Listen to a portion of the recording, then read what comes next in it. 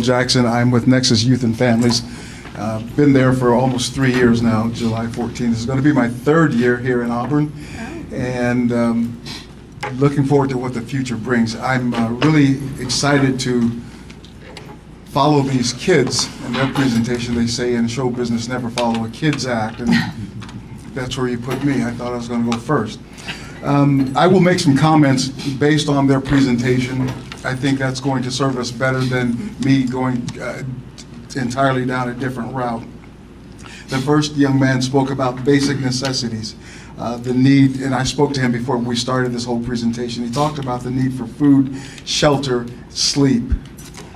He made a specific point to me that although kids can find food, it's not always the most nutritious food. It's junk food. He didn't call it junk food, but you and I call it junk food. And that's one of those true things. When you're hungry, when you're homeless, you're probably going to eat whatever they're giving you.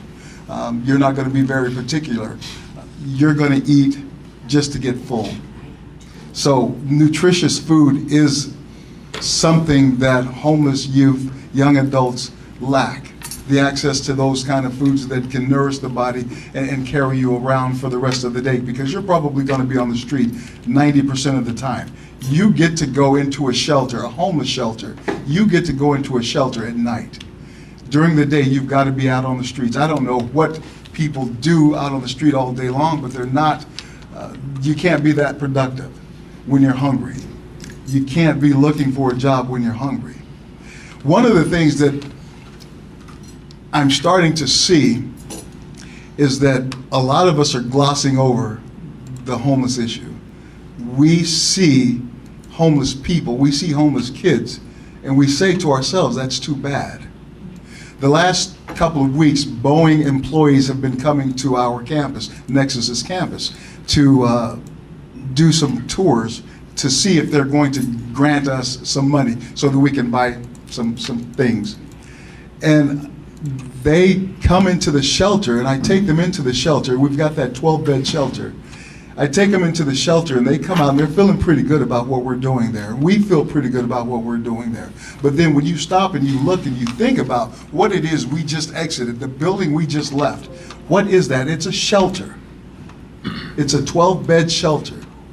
And the beds are mats. They're laying on the floor on a blue mat, and they might have some covers over them and a pillow. That's what we're giving them. We're covering them up. We're keeping them from the elements. We're keeping them a little bit safe, but we're not doing them any favors. What we have to start doing is being productive with these people. We have to give them those educational opportunities. We have to give them those job opportunities. We have to give them something that gives them hope. We are not providing those things that you most need, and that's hope.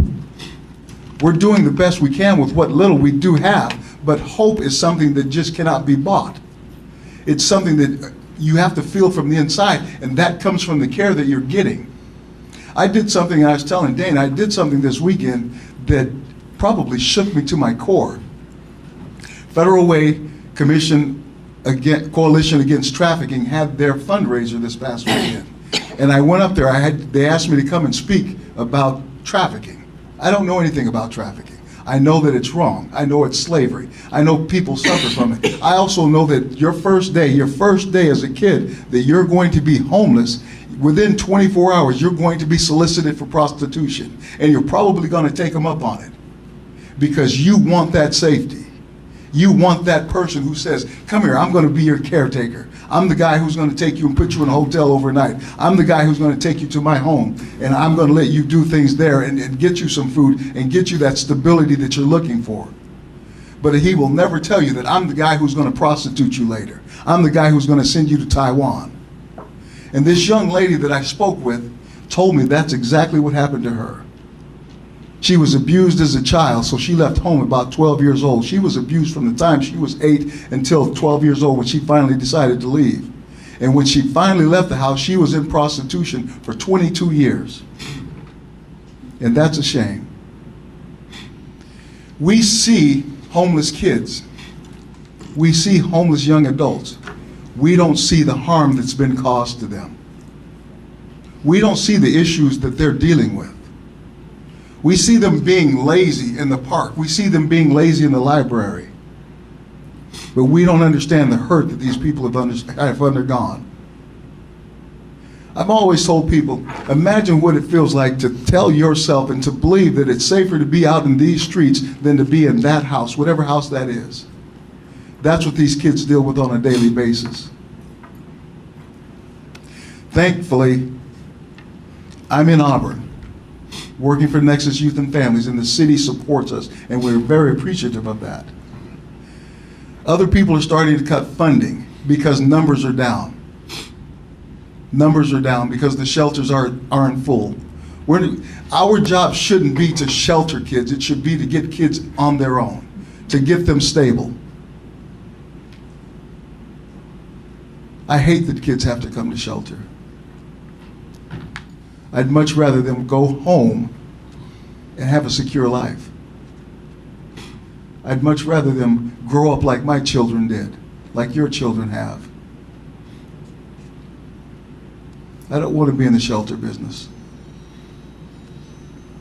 I don't want to have to fight for funding because our numbers are down. If our numbers are down, where the hell are those kids then?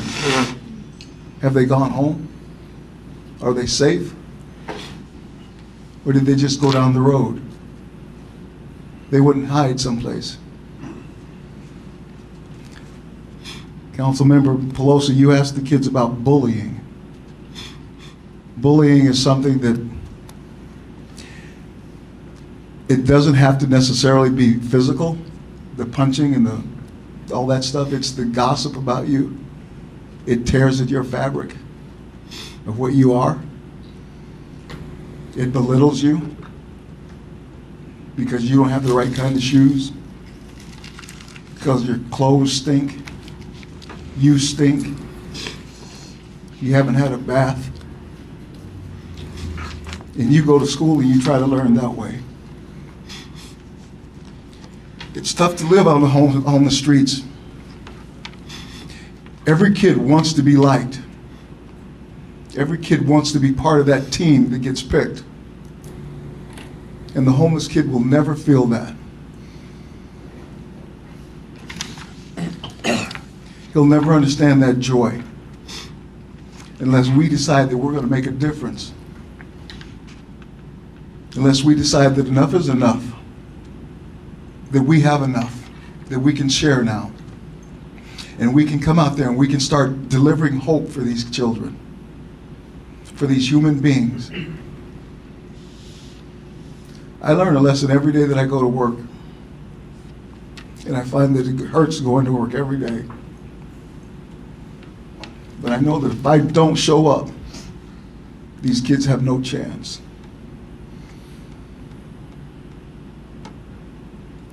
School supplies. When you're homeless, you don't really care about school supplies. You're thinking, I'm glad to be indoors right now.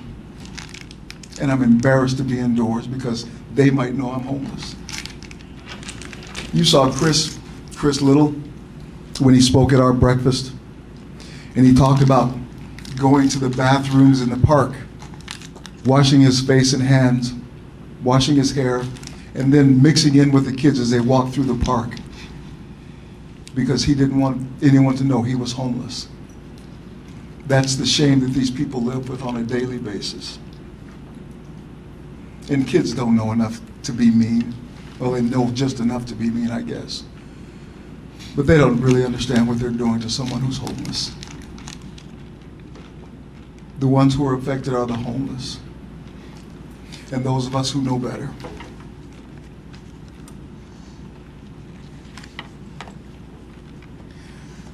I've gone to a couple of meetings lately with the Indigenous Institute, and they're working on a program to help the Native Americans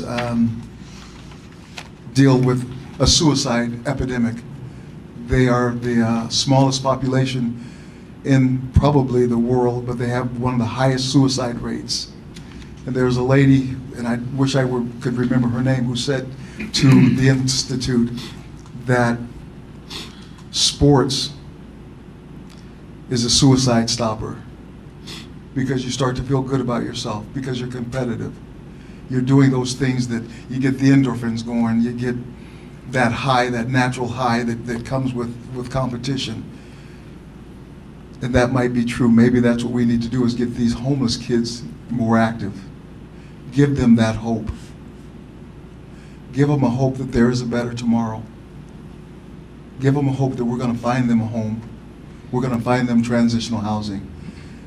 And finding a home doesn't mean a single unit.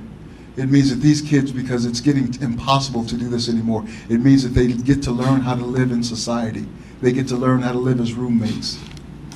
They get to learn how to live a life that's shelter-free.